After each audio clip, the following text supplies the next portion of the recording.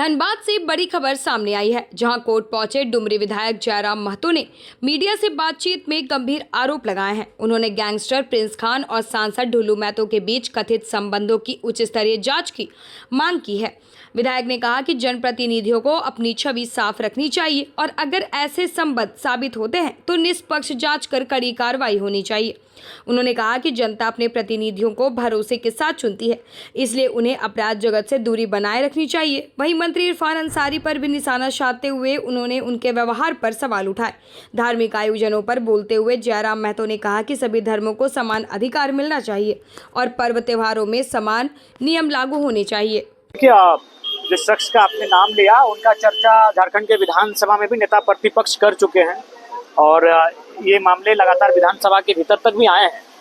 और अगर ऐसा मामला है तो मैं निसंदेह राज्य सरकार से विशेष अपील करूंगा आपके माध्यम से कि एक विशेष टीम का गठन करे और अगर उनका किसी भी माननीय, चाहे वो सांसद हो, विधायक हो, मंत्री हो या केंद्र मंत्री हो, अगर उनके साथ संपर्क की खबरें आ रही हैं तो निष्पक्ष उसकी जाँच होनी चाहिए। अगर चूंकि एक माननीय का जीवन और संबंध वाइट होना चाहिए और जनता के लिए होना चाहिए, तो अगर ऐसे लोगों के साथ उनका संबंध की खबरें आती हैं तो उस पर गहराई से जांच होनी चाहिए। ये माना जाता है बिल्कुल, इसलिए मैं चाहूंगा उच्च स्तरीय जांच होनी चाहिए। अगर ऐसा मामला प्रकाश में आ रहा है तो ऐसे मामलों पर किसी भी प्रकार से कोताही नहीं बरतनी चाहिए, चाहे कोई रहे।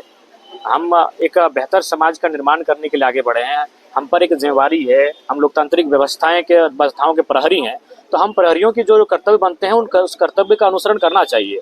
और अगर इस प्रकार की खबरें आ रही हैं तो ये कर्तव्य के विपरीत है, अतः इस पर उचित जांच की आवश्यकता है। अच्छा, ऐसा सरहुल में बजा है, मुहर्रम में बजा है तो रामनवमी में बजना चाहिए, और रामनवमी में अगर बजता है तो मुहर्रम और सरहुल में बजना चाहिए। भारत देश सभी की आस्थाओं का सम्मान करने वाला देश है। और मैं आपके चैनल के माध्यम से डीजे बजाने वालों को कहूंगा कि आप डीजे को धर्म से बाहर कीजिए। वहाँ जो हानि होगी वो, अगर हिंदुओं का त्योहार है तो उस डीजे से अगर हानि होने की संभावना है तो हिंदुओं को होगी, और मुसलमानों का त्योहार है और डीजे बजने से अगर हानि होने की संभावना है तो मुसलमानों की होगी। अगर मुहर्रम में डीजे बजेगा और उससे अगर परेशानी होगी तो मुसलमान पक्ष को होगी, और अगर रामनवमी में डीजे बज रहा है और उसके धुन से अगर परेशानी होगी तो हिंदू पक्ष को होगा। तो इसलिए एक दूसरे को नजर से ना देखेंगे। हम डीजे का तो जो बात ही अलग है, वो मीडिया में बने रहने के लिए कभी कभी कुछ ऐसा बयान भी देते हैं। आप भी देखे होंगे, स्पीकर साहब कई बार बोलते हैं कि आप मंत्री हैं, बैठिए।